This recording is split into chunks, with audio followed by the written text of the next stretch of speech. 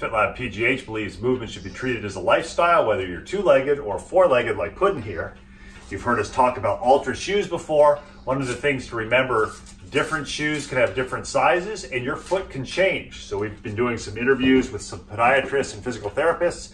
I've been using correct toes and I found that my shoe size has increased a little bit.